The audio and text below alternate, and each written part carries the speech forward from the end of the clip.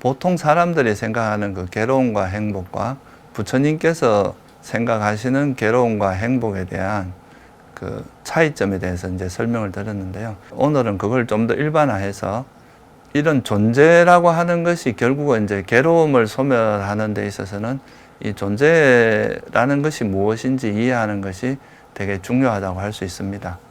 그래서 우리는 보통 이렇게 이제 뭐 생명체를 사람이나 동물 또는 뭐 짐승 뭐 이렇게 여러 가지 표현을 쓰고 있죠. 근데 이거는 그냥 이제 표면적으로 세속적으로 우리가 이제 좀 소통, 이 사람들 사는 사이에서 쓰는 언어가 좀 소통에 중심을 둔 언어죠. 그죠?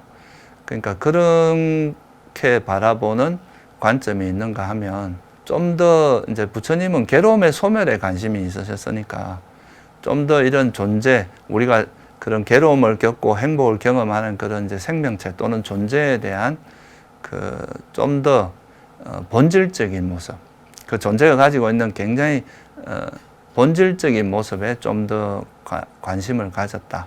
거기에 대해서 이런 세상이나 이런 사람들 또는 이런 존재를 바라보는 부처님의 시각과 일반적인 시각의 차이점에 대해서 한번 오늘은 살펴보려고 합니다. 먼저 세속적 관점에서 이제 세상을 바라보는 건 주로 사회적 약속에 의해서 이루어집니다. 사회적으로 뭐 이거는 연필이라고 하자, 이거는 뭐 식탁이라고 하자, 이거는 태블릿이라고 하자, 이렇게 이제 이름을 주게 되는데요. 이런 거에 제일 이제 큰 건 물론 이제 그것의 기능이나 뭐 용도 이런 걸 가지고 이름을 붙이기도 하지만 주로 이제 그런 거에 제일 큰 목적은 이제 소통에 그게 있죠. 어떤 언어가 있으면 이제 사람들 사이에 소통하기가 쉽잖아요. 그냥 그 한마디만 하면 그 말이 담고 있는 뜻이 있으니까 쉽게 전달이 되고 이런 게 있죠. 그래서 뭐 어떤 사물을 바라볼 때 그거 사물을 지칭하는 이름들이 대부분 그런 관점에서 이루어진 거죠. 그러니까 뭐 저도 사람이다, 뭐 또는 스님이다, 뭐 남자다 이런 식의 이제 이야기로 보통 언어가 구성이 되어 있는데요. 그런데 부처님께서 쓰시는 언어는 그거와는 좀 다릅니다. 그러니까 우리가 일상적으로 쓰는 걸 부처님께서 뭐 일부러 또 다시 언어를 만들 필요는 없잖아요. 그러니까 부처님께서 이제 이런 법을 설하신 목적은 이제 괴로움을 소멸하기 위해서잖아요. 그래서 그 괴로움의 소멸을 하는 데 있어서 필요한 그런 관점에서 이제 그 용어를 선택하시고 그 언어를 쓰는데, 그러니까 부처님의 관점에서 보는 건 주로 현상이 가지고 있는 실상, 그러니까 있는 그대로의 모습을 좀 알 수 있게 하는. 결국 부처님께서도 이제 이런 진리를 깨달았다는 것은 뭐냐면 진리이거든요. 진리. 그러니까 이 세상에 있는 그 사물의 본질을 정확히 통찰해서 깨달았다, 이런 의미이기 때문에 당신이 깨달은 바를 언어로서 이제 정리해서 그걸 언어로서 이제 우리가 사람들이 알아들을 수 있도록 한 거기 때문에 결국은 부처님께서 말씀하신 거는 우리가 접하고 있는 세상이나 존재의 실상이란 말은 있는 그대로의 특성이란 뜻입니다. 그것이 가지고 있는 그런 것에 따라서 이제 그거를 개념화해서 설한 건데, 이거를 특별히 불교에서 뭐라고 하냐면 법이라고 이야기를 합니다. 그러니까 법이라고 하는 건 부처님 시각에서 세상을 바라본 거를 좀 정리해서 설한 거다, 이렇게 이해하시면 좋고요. 그러니까 우리가 여러분들이 미국에 가서 이제 미국에 살려면 제일 먼저 배워야 될 게 영어잖아요, 그죠?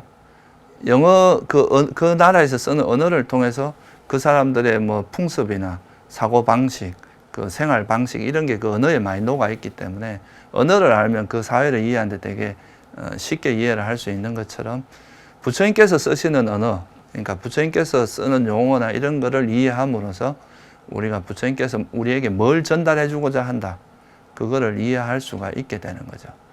그래서 이제 그 부처님께서 세상을 바라본 그런 관점을 체계적으로 정리한 언어 또는 개념이기도 하고 그 내용을 우리가 뭐라고 하냐면 특별히 법이라고 한다. 이 법은 결국 사물의 실상을 이야기하는 거다, 이렇게 보시면 됩니다. 이것을 우리가 세속적인 관점에서는 지금 이걸 태블릿이라고 이야기를 하는데, 근데 이 태블릿이 가지고 있는 실제 모습을 들여다보면 이건 물질이라는 거죠. 물질이라는 그 속성을 가지고 있고, 또 이거는 되게 단단한 고체의 성질도 있잖아요. 그죠? 그러니까 이런 것들을 좀 더 주의 깊게 본 거예요. 그리고 또 이런 그 물질이라고 하는 거는 세월이 지나면 변형될 수밖에 없거든요. 뭐 풍화작용도 일어나고 어디 깨지기도 하고, 이렇게 해서 이 사물이 가지고 있는 물질이고, 또 그런 물질은 항상 변할 수밖에 없다는 그거에 대해서 통찰을 하게 되면, 아, 이건 변할 수밖에 없는 건데 내가 여기에 집착하는 건 어리석구나, 이런 이제 통찰로 이어질 수 있잖아요. 그래서 이제 이 사물을 바라볼 때 괴로움의 소멸에 하는데 아주 유용한 그런 통찰력을 줄 수 있는 그런 언어, 그런 개념을 가지고 법을 설한 겁니다. 그래서 이 사물이 가지고 있는 실상을 드러내 주는 거죠. 아까 제가 지난번에 말씀드린 느낌이라고 하는 것도 그냥 세속적으로 보면 내가 행복하다, 내가 괴롭다, 이렇게만 바라보는 건데, 부처님께서는 이거를 좀 더 본질적인 면에서 보면 그냥 우리 마음 속에 느낌이 일어난 것이다, 이렇게 본 거예요. 그러니까 그래서 그걸 느낌이라고 표현을 한 거죠. 그래서 이 세속적으로 접근하는 방식과 부처님이 쓰는 언어는 좀 다른데, 이 부처님이 쓰시는 언어는 그 어떤 그 사물이 가지고 있는 실상을 드러내는데 필요한 언어를 썼다. 그걸 우리가 법이라고 한다, 이렇게 이야기하는 거죠. 그러면 이 법을 이해하는데 좀 필요한 몇 가지 기준을 좀 설명을 드리면 그걸 갖고 여러분들이 좀 이해하기가 쉽지 않을까 생각하는데요. 부처님께서 그러니까 이런 법을 설한 게 이유가 뭘 것 같아요? 그냥 당신이 잘난 체 하려고 이런 법을 설했을까? 그러니까 내가 이렇게 똑똑하다는 걸 드러내기 위해서 그런 걸 설했을까? 그건 아니겠죠, 그죠? 부처님은 그런 자만이나 이런 걸 다 버리신 분이기 때문에 그런 목적이 아니라, 당신이 이제 이런 깨달음을 얻고 나서 괴로움을 소멸해 보니까 너무 이제 좋은 거잖아요. 완전한 행복을 실현하고 나서. 그러면 이거를 다른 사람도 똑같이 이런 괴로움을 소멸할 수 있는 가능성이 있기 때문에 내가 깨달은 이거를 설해 줌으로써 다른 사람의 괴로움을 소멸할 수 있는데 도움을 줄 수 있잖아요. 그래서 첫 번째 목적은 괴로움의 소멸에 있습니다. 사람들의 괴로움을 벗어나게 해주기 위해서 이런 이제 그걸 설했고, 또 우리가 이제 어떤 뭔가를 정리해서 설하는 방법은 여러 가지가 있습니다. 제가 세속에 있을 때 수학을 전공했는데, 어떤 사물을 바라볼 때 이제 그것이 가지고 있는 수학적인 구조, 이런 걸 설하면은 수학이 되는 거고, 또 경제적인 관점에서 보면 경제학이 되는 거잖아요. 그러니까 이 관점에 따라서 그 이제 이루어지는 이론이나 그 내용은 다를 수가 있는데, 부처님께서는 그런 것보다는 사람들이 가지고 있는 이런 괴로움에서 어떻게 벗어날 수 있게 해줄 것인가. 괴로움이란 뭐고, 괴로움에서 벗어난 괴로움의 완전한 행복이란 뭔가. 여기에 초점을 맞춰서 설했다는 거예요. 뭐 잡다한 굉장히 현학적인 이런 지식이라기보다는 그냥 이 괴로움을 소멸하는 데는 이 정도는 좀 알아야 너희들이 괴로움을 이제 벗어날 수 있다 하는 그 수준에서 그거를 기준으로 하셨고, 또 법을 설하는 것도 너무 복잡해지면은 소위 말해서 이제 불교 가르침 중에 아비담마라고 하는 게 있는데요. 이 아비담마는 또 굉장히 철학적인 가르침입니다. 되게 복잡해요. 웬만한 사람들은 접근하기도 좀 어렵고. 근데 그런 정도까지 아는 건 좀 지나친 거. 물론 이제 이게 불교 철학적으로는 의미가 있지만 수행적으로는 너무 이렇게까지는 알 필요가 없어요.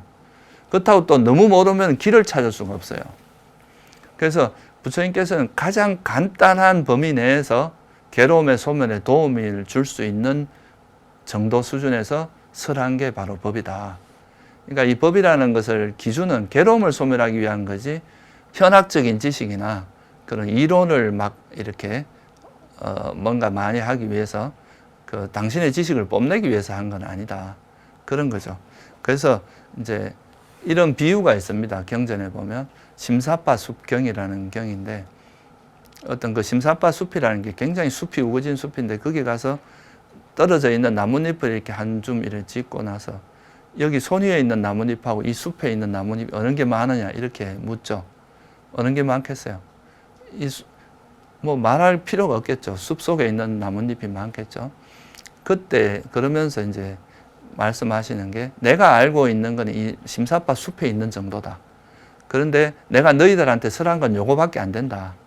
그러니까 당신이 알고 있는 건 굉장히 많지만 그런 것을 굳이 말해봐야 그게 사람들이 괴로움을 소멸하는데 크게 도움되지 않는다는 거예요. 그래서 괴로움의 소멸에 필요한 정도 선에서 법을 설했다. 그런 거를 이제 비유로서 설명을 하신 겁니다. 그래서 여러분들도 적어도 이제 우리가 불교 공부를 하면서 그 부처님의 가르침에 대한 기본적인 거를 너무 모르고 수행을 하면은 길을 찾을 수가 없습니다. 그리고 자기식으로 공부를 하게 돼요. 그러면 이거는 소위 말해서 사견, 자기 사견에 의지해서 공부를 하는 거는 결국은 그게 제대로 길을 갈 수가 없거든요. 그러니까 부처님 같이 이렇게 이제 아주 진리를 스스로 깨달은 분의 가르침에 의지해서 가면 쉽게 갈 수 있지만 그렇지 않으면은 그 길을 가기 어렵잖아요. 우리가 히말라야 그 이제 최고봉을 등정하는 사람들도 앞서간 사람들이 닦아놓은 길이 있거든요. 그 안전한 길. 그쪽을 쫓아서 가면 어렵지만 도달할 수 있거든요. 근데 이제 그런 거 전혀 모르고 자기 멋대로 가다가 사고를 당한다거나 뭐 어떤 위험에 처해서 죽을 수가 있잖아요. 그런 것처럼 우리가 이제 이 수행을 하는 것도 사실은 여러분들이 한 번도 가보지 못한 미답지를 가는 거나 비슷하기 때문에 이런 부처님이 이미 가보신 분이 간 그 길을 따라가는 것이 안전하다. 그래서 부처님께서 이런 법을 설한 거다. 이렇게 보시면 될 것 같아요. 그래서 이제 이런 법을 설하신 거에 이제 제일 첫 번째는 뭐냐면 결국 괴로움과 행복을 경험하는 건 생명체거든요. 살아있는 존재. 그러니까 이 존재의 본질은 뭔가? 이거에 이제 좀 포커스가 맞춰져 있고요. 그러면 이 존재라는 것에서 여러분들이 괴로움을 경험하는 그 주체가 뭐냐? 뭐가 괴로움을 경험합니까? 그러니까 실제 부처님의 눈으로 바라보니까 이 괴로움을 경험하는 것은 어떤 그 대상에 있는 게 아니라 그 대상을 아는 마음에 있더라. 그죠? 시체가 아픔을 느끼지 못하잖아요. 여러분이 생명체가 있고 이제 살아있을 때 그 어떤 외부 자극에 대해서 고통을 느끼고 괴로움을 느끼는 건데 그런 괴로움을 인지하는 그것이 결국은 뭐냐면 정신적인 거. 그러니까 마음에 있더라는 거예요. 그래서 일단 첫 번째로 이 존재의 본질은 이게 이제 정신적인 요소가 있고 또 하나, 이거는 이제 외부 대상을 알고 분별하는 작용을 하는 정신적인 요소가 있고 또 하나는 우리 몸, 이렇게 외부 형체를 만드는 이런 몸, 그죠? 이 물질적인 영역, 이게 있더라. 그래서 어떤 생명체의 본질에 대해서 깊이 들여다 보니까 결국 우리가 나라고 생각하고 존재라고 생각하는 것들은 이 정신적인 요소와 물질적인 요소가 있더라. 그리고 이 몸 자체가 우리에게 괴로움을 몸은 그런 자극을 그냥 감지하는 역할을 하는 거지. 그 자극이 왔을 때 그거를 분별하는 작용, 그걸 아는 작용에서 모든 괴로움이 일어나기 때문에 사실 정신적인 작용이 굉장히 어떻게 보면 생명체를 좀 특화하는 생명체를 다른 일반적인 이런 바위 덩어리나 이런 책상과 다른 차이점은 바로 그런 정신이 작용한다는 거가 있기 때문에 그래서 이제 제일 먼저 크게 뭐로 분류를 했느냐 하면 이 존재의 본질은 정신과 물질로 이루어져 있다. 그러니까 정신 아니면 물질이더라. 이렇게 이제 말씀을 하신 거죠. 그래서 이 정신이라고 하는 거는 그 빨리어로 보면은 나마라고 하는데요. 이 나마라는 거는 이제 기울다 이런 뜻이 있어요. 또는 작용한다. 또는 이걸 다른 말로 하면 이름 붙이기다. 그래서 이걸 중국에서 명자로 번역을 했거든. 이름. 그러니까 무슨 말이냐면 우리가 정신이 작용한다는 건 내가 어떤 여기 있는 사람들을 봤어요. 그럼 저 사람 누구다라고 할 때 보통 뭐라고 합니까? 거기에 대한 어떤 적절한 네이밍을 하죠. 그죠? 이름을 붙이잖아요. 저건 뭐다. 저거는 카메라다. 저거는 물통이다. 이렇게 적절히 이름을 붙이면서 그걸 인지하게 되는데 그래서 이 정신작용 중에 되게 주된 작용 중에 하나가 그거에 대해서 이름을 붙이는 거기 때문에 이름 붙이기라고 표현하기도 해요. 그래서 이 정신은 형체는 없어요. 뭐가 찾으려면 내 마음이 어디 있느냐 찾아보면 찾을 수는 없는데 작용이 있어요. 뭐가 제가 이렇게 소리를 내면 그 소리를 듣는 작용이 있잖아요. 그죠? 그런 작용을 우리가 보통 정신이라고 표현을 하고요.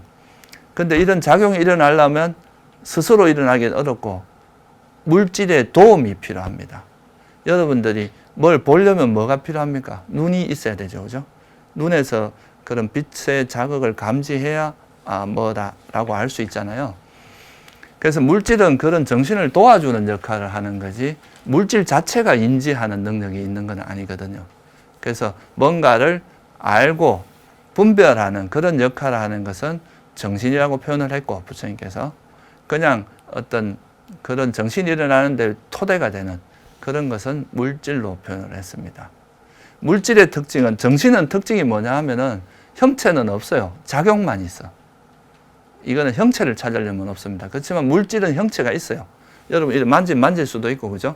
모양도 있고. 그런 형체가 있는 게 특징입니다. 그래서 물질의 원어가 뭐냐면 깨진다는 뜻이에요. 부서진다. 그러니까 영어로 말하면 break라고 하는데 이것이 물질의 어원은 변형된다, 깨진다 이런 뜻입니다. 그러니까 물질은 여러분들 우리 물질이라고 하는 것은 시간이 지나면 이게 서서히 이렇게 변형이 돼서 나중에는 부서져 버리잖아요. 우주조차도 이게 부서지거든요. 굉장히 오랜 세월이 지나면. 그래서 물질은 특징이 변형된다, 부서지는 특징을 갖고 있는 게 바로 물질이고요. 정신은 특징이 뭐냐 하면은 형체는 없지만 작용하는 특징이 있고, 물질은 그런 작용을 하지 못하는데 어떤 형체도 있고 하지만 그것은 영원하지 못하고 부서지는 특징을 갖고 있는 게 물질이다. 이렇게 이제 기본적으로 불교에서는 정의를 합니다. 그러면 이제 이런 정신과 물질로 크게 보면은 이제 정신적인 요소와 물질적인 요소로 존재는 이루어져 있는데, 그거를 정신적인 요소를 조금 더 세분화해서 한번 설명을 드릴게요. 먼저 정신부터 좀 설명을 드리겠습니다. 왜냐하면 사실 이 괴로움이 일어나는 모든 것은 이 정신적인 거에서 일어나거든요.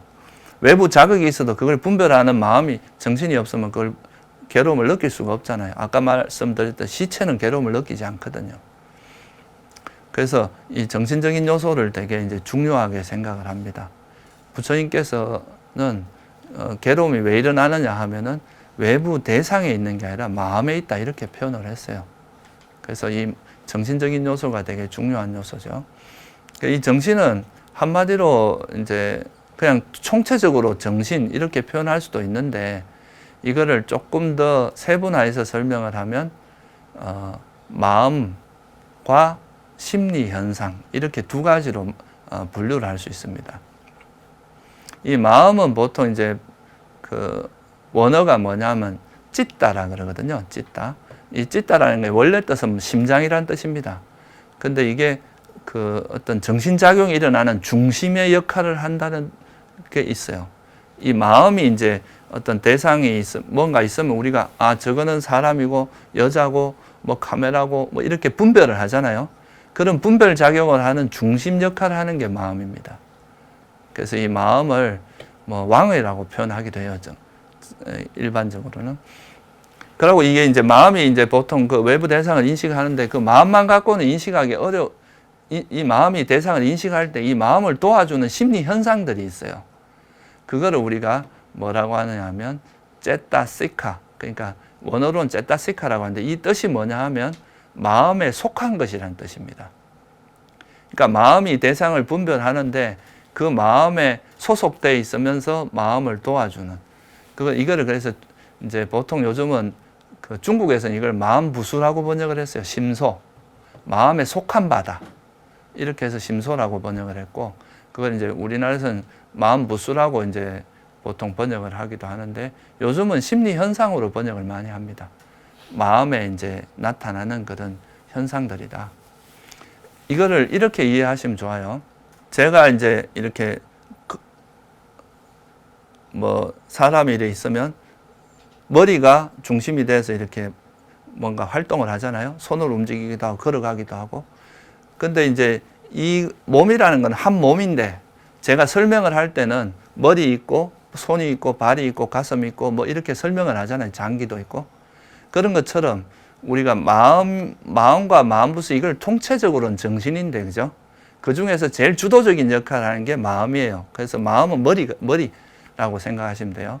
그 마음을 도와주는 게 느낌, 아까 말한 느낌이라든가, 뭐 의도하는 거, 우리가 뭔가를 의도해서 뭘 한다, 뭐 이렇게 말하는 이런 것들이 다 마음을 도와주는 심리 현상들. 그러니까 이거를 이제 제타시카가 마음에 속한 것들, 마음하고 한 몸인데 그냥 역할상 이래 분별해서 설명을 하는 것뿐입니다. 그래서 이제 마음과 심리 현상으로 나누어진다. 그래서 이거를 이제 그렇게 표현을 하고요. 그리고 이제 이 심리 현상은 또 굉장히 다양합니다. 이게 마음은 그냥 이제 이거를 또 다른 비유에서 이렇게 비유하기도 해요. 마음은 왕이고 심리 현상은 신하다. 이렇게 표현하기도 합니다. 그러니까 그거는 뭐 비유니까. 그래서 마음이 주도적인 역할을 하고 마음이 갈 때마다 마음에 속한 거니까 마음이 일어나면 이건 같이 작용을 할 거 아니에요. 그죠? 그렇게 이해를 하시면 될 것 같고요. 그래서 이런 심리 현상 중에 가장 이제 중요한 몇 가지만 설명을 드리고 먼저 드리겠습니다. 이 심리 현상 중에 제일 이제 그 어떤 우리가 인식이 일어나는 데 있어서 가장 중요한 몇 가지가 있는데, 첫째는 앞에서 지난번에 설명된 느낌입니다. 뭔가 외부 대상을 만났을 때 마음에 드는 원하는 대상을 만나면 만족스러워 행복한 느낌이 일어나고, 원치 않는 대상이 나타나면 싫어하는, 그러니까 괴로운 느낌이 일어나죠. 이렇게 이제 그 외부 대상에 대해서 행복하거나 괴롭거나, 행복하지도 괴롭지도 않은 그런 느낌을, 그런 걸 경험하는 것을 우리가 심리 현상 중에 느낌이라고 표현하는 거죠. 부처님께서는 이제 사람들의 괴로움을 소멸하기 위해서 우리가 그냥 내가 행복하다, 내가 괴롭다 이게 아니라 그 현상의 본질은 느낌이 일어나는 거다. 이렇게 이제 좀 부처님의 시각에서 설명하는 게 이게 법이라는 걸 다시 한번 상기를 해보시면 이해하기 쉬울 것 같아요. 그래서 이제 그 어떤 대상을 만났을 때 그 대상을 좋다, 싫다, 만족스럽다, 불만족스럽다, 그냥 그저 그렇다 이렇게 느끼는 걸 우리가 느낌이라고 하고요. 이름을 붙이는 작용을 하는데 쓰는 결정적으로 역할을 하는 심리 현상이 인식이라고 하는, 영어에서는 이걸 perception이라고 합니다. 그러니까 번역을 인식이라고 한 건데 원래 용어가 뭐냐면 산냐라 그래요. 산냐라는 거는 원어 뜻이 뭐냐 하면 함께 알다 이런 뜻이에요. 쌈이라 이제 함께 알다, 이게 산냐의 뜻이거든요. 함께 안다는 건 뭐예요? 여러분들 지금 이렇게 사람들이 이렇게 앉아 있는데 이 전체 여러 명이 있지만 이 전체를 우리가 뭐라고 인식할 수 있어요? 사람, 그죠? 다양한 형태의 그 공통된 특징을 뽑아서 추출해서 함께 산냐, 그러니까 함께 아는 거, 이거를 우리가 이제 인식이라고 하는데, 그럼 똑같은 그 사람의 모습을 한 건 사람이라고 표현하잖아요. 또 남자들끼리는 남자라고 표현하잖아요. 이렇게 이름을 붙이는 역할을 하는 것을 보통 그 산냐, 인식이라고 합니다. 이걸 중국에서는 상으로 번역했어요. 상. 우리나라에서 되게 유명한 말 중에 하나가 뭡니까? 아상, 인상, 중생상, 수사상 이런 말 쓰죠. 건강경에 되게 자주 나오는 말이잖아요. 아상을 버려라 이렇게 이야기하는데, 여기서 말하는 상이 바로 그 지금 이야기하는 인식입니다. 나라고 하는 산냐, 인식이라는 거죠. 이게 나라고 생각하는 그런 관념, 개념을 가지고 있다는 뜻이에요. 실제로 나라고 하는 것은 뭐냐 하면 정신과 물질의 결합에 불과합니다. 나중에 설명을 드리겠지만 정신적인 요소와 물질적인 요소가 연기적으로 존재하는 건데, 이걸 사람들이 자꾸 나라고 생각하고 나라는 개념을 만드는 거예요. 이게 이제 인식이는 결국 개념이 뭡니까? 그 언어적으로 이렇게 뭔가 언어로 이렇게 딱 형성하는 거잖아요. 그래서 이걸 자꾸 나라고 생각하는 이런 것이 바로 나라는 개념을 만들고 이것이 마치 실제하는 것처럼 자꾸 집착을 하는 거죠. 근데 이거는 사실 부처님이 말씀하신 이런 관점에서 보면 그냥 나라고 하는 인식에 불과하다는 거예요. 나라고 하는 개념, 나라고 하는 언어에 불과하다. 이렇게 보면 이 나에 대해서 집착을 버릴 수가 있잖아요. 그래서 이제 그런 것이 바로 이렇게 뭔가 어떤 대상을 인식할 때 그 대상에 이름을 붙이는 거, 뭐 요즘 말로 하면 라벨을 붙이는 거, 이게 이제 인식의 작용이다. 그래서 이게 느낌하고 인식이, 여러분들이 혹시 들어보셨는지 모르겠는데 우리가 반야신경에서 오온 이야기가 나오잖아요. 그죠? 수상행식 이런 말 들어봤어요? 반야신경 독송할 때 보면은 그 색적 시공, 공적 시색 이러고 나 수상행식, 역부여시 이런 말이 나오잖아요. 거기서 말한 수가 느낌입니다. 그리고 상이 바로 이 인식을 이야기하는 거죠. 그래서 이 느낌과 인식은 우리가 어떤 사람이 어떤 대상을 분별할 때 굉장히 중요한 역할을 합니다. 결국 이 느낌을 통해서 집착과 화냄, 성냄 이런 게 일어나니까 굉장히 중요한 역할을 하고, 느낌은 인식을 통해서 어떤 고정관념, 그 고정관념에 대한 집착 이런 게 생기거든요. 그 인식이 개념을 만들고 그 개념이 생기면 그거를 그냥 편의상 붙인 개념인데 이것이 마치 실제하는 것처럼 착각하게 되는 그런 고착화되는 이런 역할을 하기 때문에, 그래서 인식도 아주 중요한 그 역할을 하는 거죠. 그래서 인식이라는 게 있고, 또 하나는 그 의도라고 하는 게 있습니다. 이건 여러분들이 무슨 일을 할 때 오늘 밥 먹으러 가야지라고 의도가 뭔가 하고자 하는 의도가 있잖아요. 그런 의도를 통해서 모든 행위가 일어나거든요. 그래서 이 불교에서는 이 의도를 되게 중요하게 생각하는데, 이 의도가 곧 업이다 이렇게 이야기를 하죠. 내가 예를 들어서 여러분들한테 법을 설하고자, 이런 법을 전해주고자 하는 의도가 일어나기 때문에 이런 걸 하는 거거든요. 또 나쁘게 말하면은 저 사람을 내가 해치고 싶은 의도가 일어나서 실제로 행동은 폭력이 행사될 수가 있습니다. 그래서 모든 행위가 일어나기 전에는 반드시 뭐가 있느냐 하면 의도가 일어납니다. 그래서 이런 의도를 부처님께서는 뭐라고 했느냐 하면 업이라고 표현을 했어요. 그래서 의도한 뒤 경전에 뭐 이렇게 나오거든요. 몸과 말과 마음으로 업을 짓는다.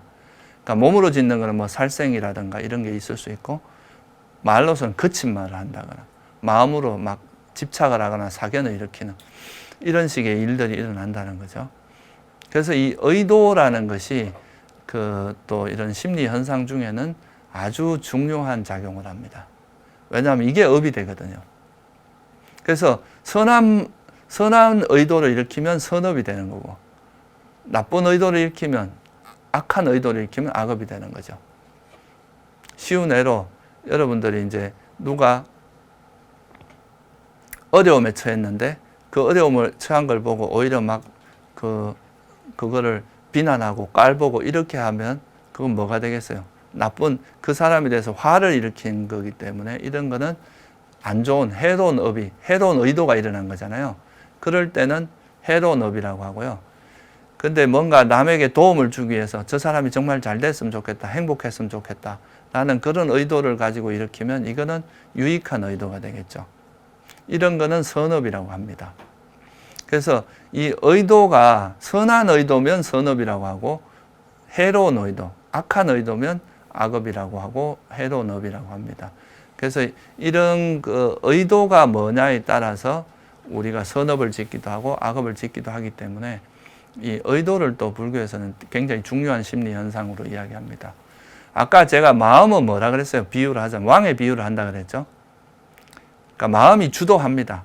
그렇지만 마음은 자기 색깔은 없고 그냥 이제 주도를 하는데 주로 역할을 하는데, 신하 중에서 제일 높은, 요즘으로 말하면 국무총리, 뭐 사령관 이런 역할을 하는 게 의도입니다. 의도가 그러니까 제일 중요한 역할이에요. 의도가 뭐냐에 따라서 의도가 선하면 마음도 선한 마음이 돼요.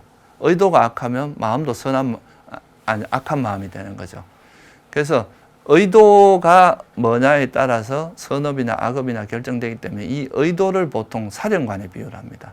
마음은 왕에 비유를 하고, 그래서 우리가 이제 어떤 행동을 할 때마다 의도가 선행되고 그 다음에 행동이 일어나는 의도가 앞서기 때문에, 그래서 여러분들이 이제 무슨 일을 하든 간에 이 의도를 좀 선하게 하는 이런 식으로 사는 것이 중요하다고 할 수 있겠죠. 그러면 여기서 이제 이런 의도가 뭐냐, 이것이 이제 되게 중요한 부분인데, 이 의도가 그러면 선하냐 불선하냐 이거를 가름짓는 그 심리 현상이 있을 거 아니에요, 그죠?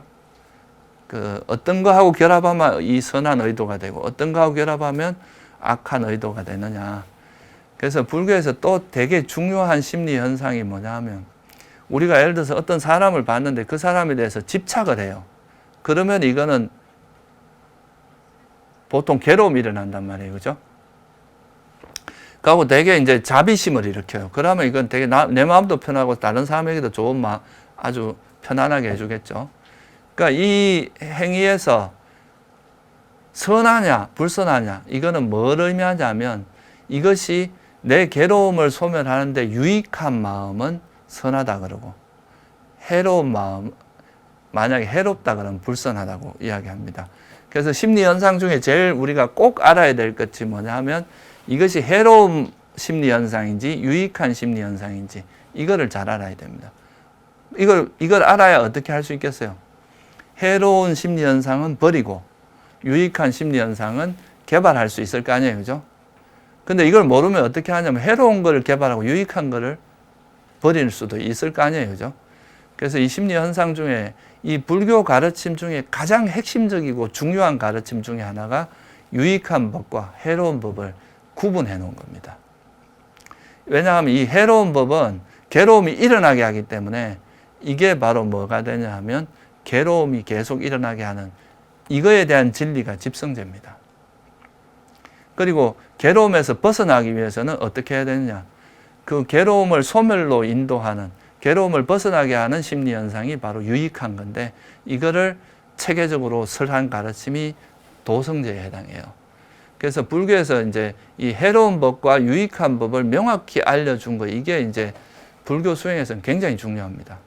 그래서 이거는 제가 나중에 다음에 집성제하고 도성제를 설명할 때 자세히 설명을 할 거기 때문에 오늘은 그냥 큰 틀만 제가 설명을 드리겠습니다. 이 유익하다, 해롭다는 거의 그 원어가 뭐냐면 꾸살라, 아꾸살라 이렇게 이제 표현을 하는데 이 꾸살라라는 표현이 뭐냐 하면 그 꾸사라는 게 풀이름입니다. 그 우리 시골에 가면 이제 풀 이게 잘못 잡으면 손이 베이는 풀 있잖아요. 그게 이제 꾸사풀하고 비슷합니다. 그 풀에 베이는 거. 그래서 이거를 안 베이려면 어떻게 해야 됩니까? 정신을 바짝 차리고 되게 주의를 기울여야 되잖아요. 그죠? 그래서 이 꾸살라라는 이 표현 자체가 유익하다는 표현인데 능숙하다, 유익하다 이런 뜻이 있어요. 그러려면 이게 뭐에 유익하다는 뜻이겠어요? 우리 지금 불교를 공부하는 목적은 괴로움의 소멸에 있잖아요. 그러니까 뭐가 유익하다는 거예요? 괴로움을 소멸하는데 도움이 되고 유익한 마음 상태다. 이게 유익하다는 뜻이고요. 그거를 중국에서 선이라고 번역을 한 겁니다. 그러니까 그냥 세속적으로 선하다 이런 말하고 약간 의미가 비슷하지만 아주 일치하진 않아요. 이거는 이제 괴로움의 소멸을 하는데 유익한 것. 그거를 선이라고 하고요. 그러면 불선이라는 거는 유익하지 않다라는 뜻이잖아요. 그러니까 해롭다. 그러니까 이거는 이제 괴로움을 소멸하는 데 있어서 해롭다. 그게 이제 불선인데요. 해로운 법의 핵심은 탐진치입니다. 이 탐욕, 성냄, 어리석음 이 세 가지가 이제 우리 마음을 계속 괴롭게 만드는 대표적인 거죠. 우리가 진리를 모르면 자꾸 집착을 하게 되고 집착의 반작용이 화거든요. 내가 원하는 거 얻지 못해도 화가 나고 얻었다 하더라도 불안해서 화가 나고 그래서 이 탐욕과 성냄은 작용 반작용 같은 거고 이것이 일어나는 그 밑뿌리에는 어리석음이 있습니다. 그래서 이 탐욕과 성냄과 어리석음을 뿌리로 해서 일어나는 그런 심리 현상은 전부 다 해로운 심리 현상에 해당합니다. 예를 들면 나에 대해서 집착하는 건 자만이고 자기 견해에 집착하는 건 사견이고 또 뭐 질투, 인세, 후회 이런 건 화거든요. 내가 얻은 걸 남한테 주기 싫어하고 또 남이 잘된 걸 보기 싫어하고 이런 게 질투, 인색이잖아요. 그래서 이런 해로운 탐진치를 바탕으로 해서 일어나는 그런 모든 심리 현상들은 해로운 심리 현상으로 분류를 합니다. 이거에 대해서는 아까 말씀드렸듯이 나중에 집성대에 대해서 좀 자세히 설명을 드리기로 하고 그리고 탐욕이 없고 그러면 탐욕, 성냄, 어리석음이 해롭다면 탐욕이 없고 성냄이 없고 어리석음이 없는 마음 상태는 굉장히 유익하겠죠. 그래서 탐욕과 성냄이 없는 상태에 탐욕과 성냄이 없어지면 그런 마음 상태를 우리가 뭐라고 하냐면 삼매 상태라고 이야기를 해요. 마음이 아주 고요한 이 삼매는 다양한 형태가 있습니다. 그래서 하여튼 이 삼매락 그런 상태가 유익한 마음 상태고, 탐욕과 성냄도 없을 뿐만 아니라 어리석음이 없는 상태. 어리석음이 없다는 건 지혜가 있다는 뜻이거든요. 그래서 이거는 지혜, 이 지혜도 유익한 거에 들어가요. 그래서 탐욕 없음, 성냄 없음, 어리석음 없음, 지혜와 같은 말입니다. 그래서 이거는 유익한 마음 상태. 이런 마음을 개발하면 우리가 괴로움의 소멸에 이를 수 있고, 자꾸 집착하고 화내고 어리석고 이러면은 계속 괴로움이 반복될 수밖에 없다. 이거를 이야기하고 있는 거죠. 그래서 이런 걸 분류하는 이유가 뭐냐? 부처님께서 뭐 이론을 만들기 위해서 분류한 게 아니라, 이런 탐욕이나 성냄과 어리석음과 결합한 의도, 마음은 해로운 마음이니까 이건 버려야 된다 이거죠. 그리고 탐욕이 없고 성냄이 없고 어리석음이 없는 이런 마음 상태는 유익하니까 이건 개발해야 된다. 이걸 알려주기 위해서 그런 겁니다. 그래서 이걸 분명히 알아야 될 거 아니에요, 그죠? 그 탐욕, 내가 집착을 하면서도 이 집착이 위험한 걸 모르면 그게 어리석음이거든요. 그럼 그쪽으로 계속 달려갈 거 아니에요, 그죠? 그러다 보면 나중엔 그게 굉장히 큰 위험을 초래할 수 있다. 뭐 요즘 보통 우울증 때문에 자살하는 경우도 많은데, 사실 이 우울함이라고 하는 거는 일종의 불교적으로 보면 화거든요. 자기에 대한 불만 이런 게 자꾸 쌓이고 세상에 대한 불만이 쌓이는 거예요. 그럼 이게 화라는 걸 알고 이것이 위험하다는 걸 알면, 아, 이런 마음에 빠지면 내가 위험하다. 그래서 자꾸 줄이려고 하고 버리려고 할 거잖아요. 그러면 이게 심각해지지 않을 건데, 이거의 위험성을 모르고 이게 해로운 법이라는 걸 인지를 못하면 그쪽으로 계속 달려가서 나중에는 이게 이제 걷잡을 수 없는 상태에 갈 수도 있을 거 아니에요, 그죠? 그래서 이게 유익한지 해로운지 이런 거를 정확히 이해하는 거는 우리가 수행의 기본이 됩니다. 그래서 이걸 나중에 이제 공부를 하겠지만, 이 집성제는 버려야 될 진리라고 이야기를 합니다. 왜냐하면 탐욕, 성냄, 어리석음 이거는 이제 계속 우리를 괴로움이 일어나게 하니까 이런 건 버려야 될 마음 상태다. 그리고 도성제 같은 경우, 그러니까 탐욕이 없고 성냄이 없고 어리석음이 없는 이런 마음 상태는 유익하니까 개발해야 될 마음 상태다. 그래서 이걸 개발해야 될 진리다. 이렇게 표현하기도 합니다. 그래서 이걸 알아야 내가 어떤 마음이 일어나면, 아, 이건 버려야 될 마음이구나. 이거는 개발해야 될 마음이구나. 알고 노력의 방향이 명확히 정해질 수가 있겠죠. 그래서 그런 의미로 부처님께서 이제 심리 현상 중에 앞에 말한 느낌, 인식, 의도 이런 거는 인식이 일어나기 위해서 굉장히 기본적인 건데, 이 탐욕, 이제 해로운 법과 유익한 법은 버려야 될 것과 개발해야 될 것을 분명하게 알려주는 그런 이제 가르침이다. 이렇게 말할 수가 있습니다.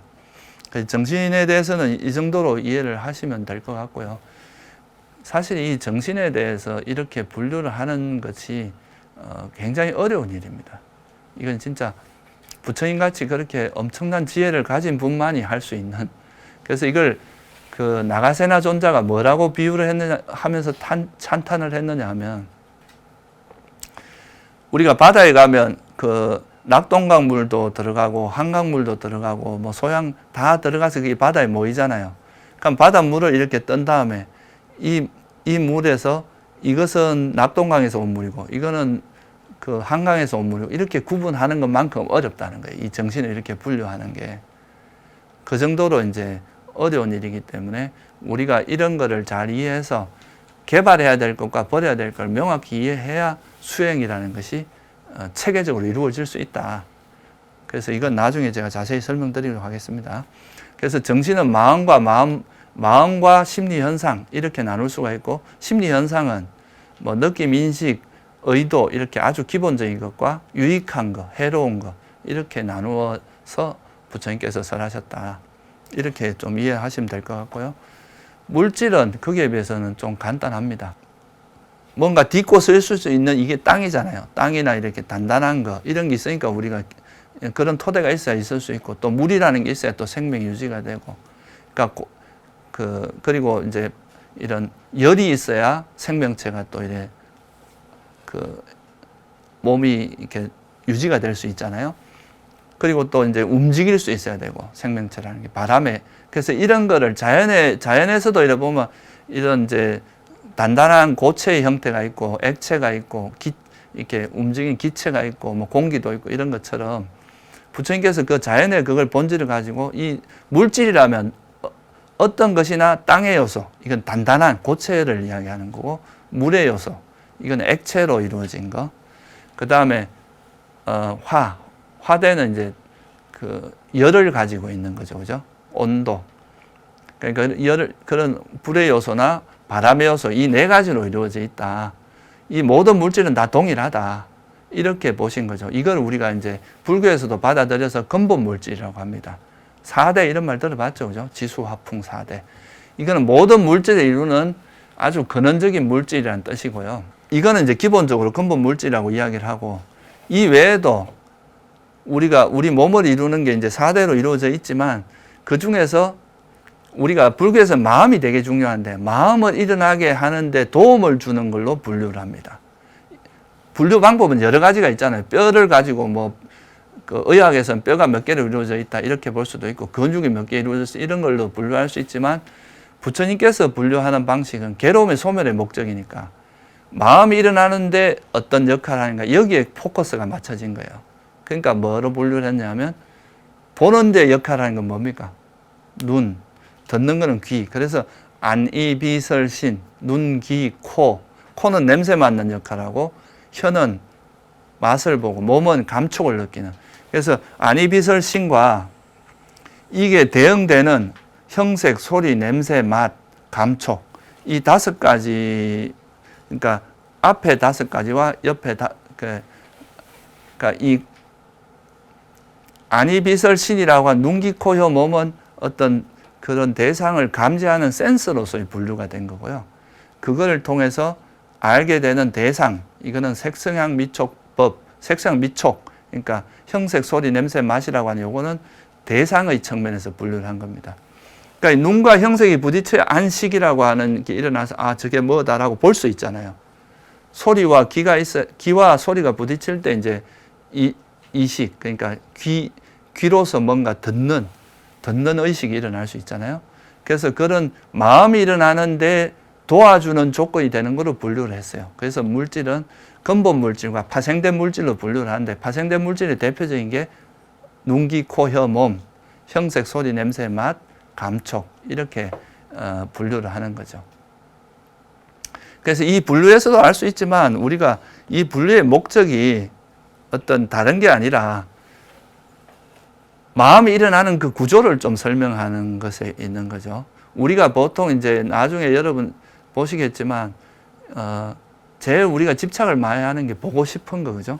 아름다운 거 보면 막 그거 보고 싶어 하는 거, 또 듣고 싶은 거, 음악이나 뭐 그런 좋은 달콤한 소리 이런 걸 듣고 싶어 하는 그런 데 애착이 많잖아요.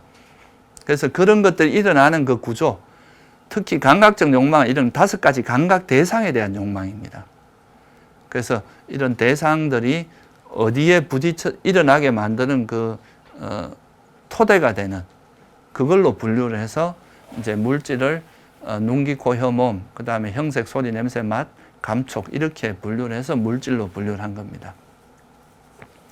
그래서 이제 종합을 해보면 우리가 이제 존재라고 하는 거는 정신과 물질로 이루어지는데, 이 정신은 또 다시 마음과 심리 현상으로 나눌 수 있고, 이 심리 현상 중에서는 특히 중요한 거는 해로운 법과 유익한 법. 이거를 이제 해로운 심리 현상과 유익한 심리 현상을 잘 알아서 이제 그 해로운 건 버리고 유익한 걸 개발함으로써 이 괴로움을 벗어날 수 있다. 이런 측면이고요. 또 이제 그걸 도와주는 게 물질적인 요소다. 그래서 이제 부처님께서 보신 거는 이런 존재라고 하는 거의 실상, 그러니까 사람, 뭐 인간, 남자, 여자, 스님 뭐 이런 것이 아니라 그 존재가 가지고 있는 본질적인 모습으로 들어가 보면 정신적인 요소와 물질적인 요소로 이루어져 있다. 이게 이제 첫 번째 통찰입니다. 그리고 이제 여기서 한 걸음 더 나아가게 되면 이 이제 물질과 정신으로 이루어져 있는데, 그러면 이게 어떻게 일어나느냐? 현재 일어난 건 이렇게 분류를 했어요, 그죠? 그러니까 이제 현재 일어난 우리가 나라는 존재 또는 뭐 이런 사물도 다 보면 물질 아니면 정신으로 이루어져 있는데, 그러면 이것이 왜 일어나느냐 이거예요. 이렇게 나타난 이유가 뭐냐? 이게 또 불교에서 아주 중요한 통찰인데요. 부처님께서 하신 이 세상에 있는 모든 것은 그냥 우연히 발생했느냐 아니면 창조주 하나님이 다 만든 거냐, 그게 아니다. 이런 이 세상에 있는 모든 것은 조건에서 일어난다. 이거를 설명한 게 연기법입니다. 그래서 이 세상에 있는 물질 존재는 물질과 정신으로 이루어져 있는데 이것이 일어나는 이유는 조건에 의해서 어떤 일어난다는 것을 설명한 게 연기법인데, 그거는 제가 이제 다음 시간에 또 설명을 드리도록 하고요. 오늘은 존재의 실상이 물질과 정신이라는 것을 이해하는 것으로서 그것만 명확히 이해를 해도 존재의 본질은 그냥 이 정신적인 요소와 물질적인 요소로 이루어져 있다 하는 것을 이해하기만 해도 될 것 같습니다. 오늘은 이걸로 마치겠습니다.